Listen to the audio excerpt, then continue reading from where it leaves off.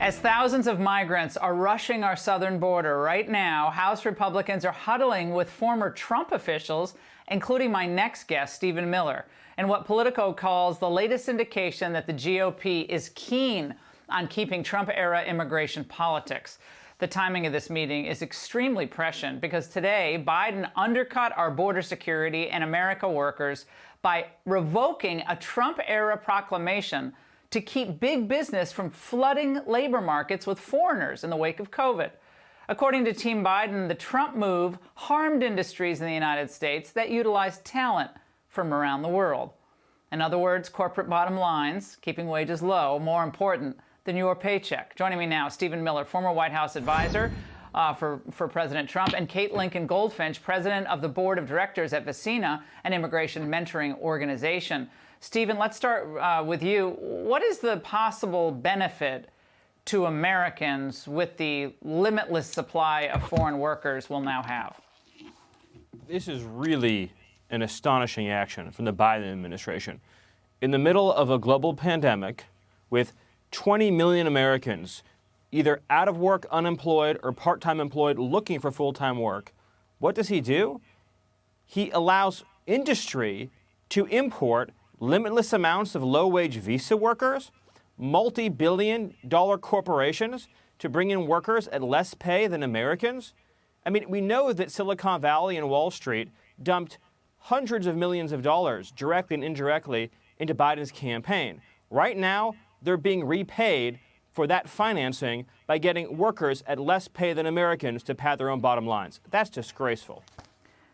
And Kate, how is this good for the average American worker, Hispanic, African-American, just middle-class person? How is this move to open up the spigots of foreign workers good for them?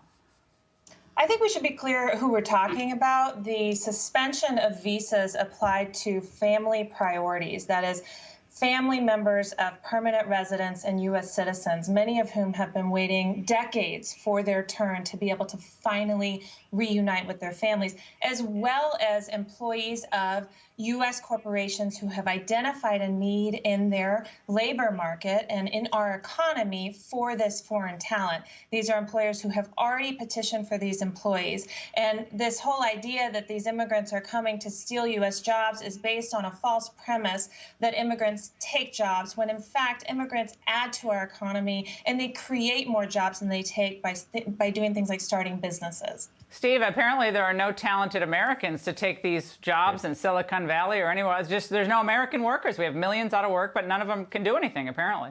Why don't we petition to get young Americans recently graduated from college to work in Silicon Valley, Laura? Am I really supposed to believe that large corporations in Silicon Valley can't afford to hire young Americans to work at their firms? What about young black kids living in the inner cities who deserve a chance to get on the ladder of American success? What about young Latinos just graduating from college who'd like to work at a Google or a Facebook or Amazon? Don't our own children in our own country deserve to get first priority for jobs? For the Biden administration to say that they want to protect industry? How about protecting working people of all backgrounds in this country who just want to get ahead? One thing, Kate, that we're seeing here is that we now have unaccompanied minors flooding across our southern border. That obviously is a boon to human traffickers. It's a terrible human tragedy.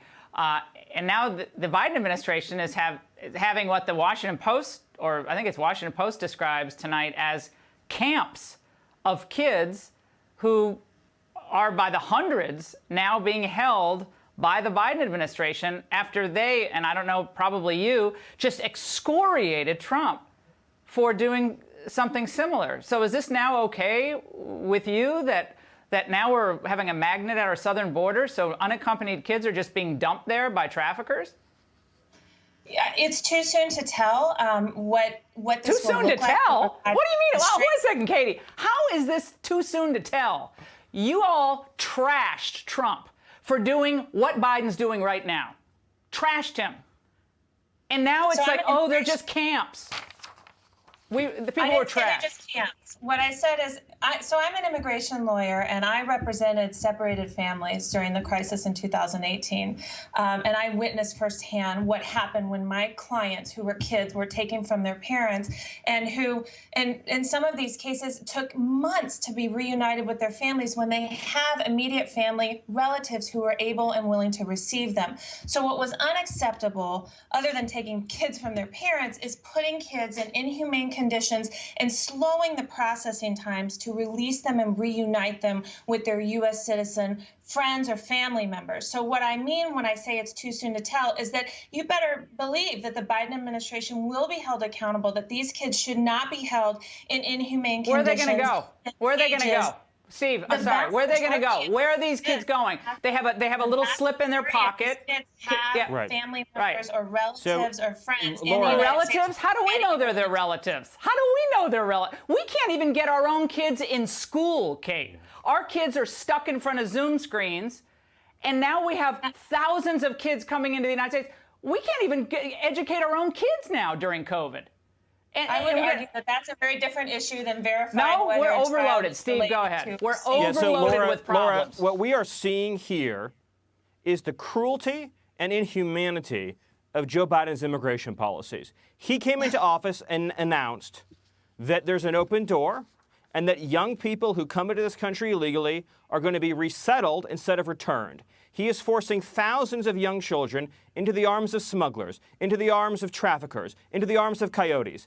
Children are being taken away from their families in the Northern Triangle, in El Salvador, Honduras, and Guatemala. Those countries are being deprived of a future. These young illegal immigrants are being put in harm's way, all because of a policy choice Joe Biden made to restore catch and release. That is cruel, that is inhumane, and we are seeing the results of that right now. He took a secure border, a humane border, a safe border, and he's turned it into this.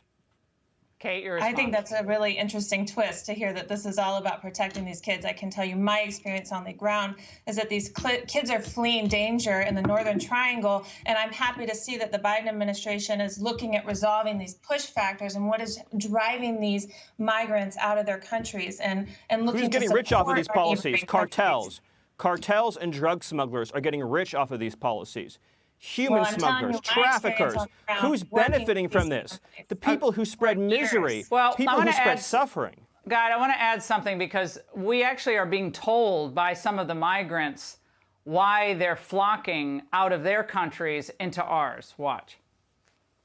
I'm here today because I'm dreaming to get to the U.S. What I want for my people, I just want patience and pace that we can get to the U.S. because they're having a new president. Where's Biden?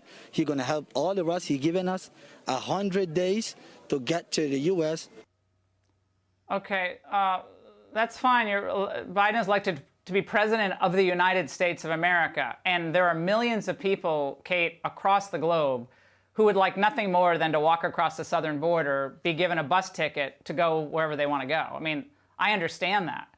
But he's saying that Biden's policies are encouraging him, and apparently others with him, to come to the southern border, period. We don't have to wonder. That's what he said. You know what encourages immigrants to come here? It's a land of opportunity, and our economy needs immigrant labor, and we invite them here with jobs that we need them to fill. And so a common sense immigration policy would recognize the needs of our economy and create a way for immigrants to come here and work rather than having the jobs but not having a lawful way for them to come here and immigrate. And I would argue that this is a separate issue from migrant children who are fleeing gang violence in Central America. When they're 5 years old, they're not making their way up to the southern border by themselves. I mean, they're being taken to the southern border by someone. Yeah.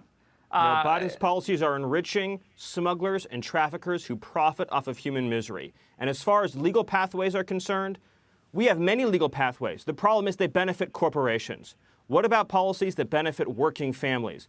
Whether they be black, Hispanic, all Americans. They deserve an immigration policy, Laura, that works for them. Yeah, well, legal immigration we love, and legal immigration it should be. But it's a really good thing to have this conversation tonight. We appreciate both.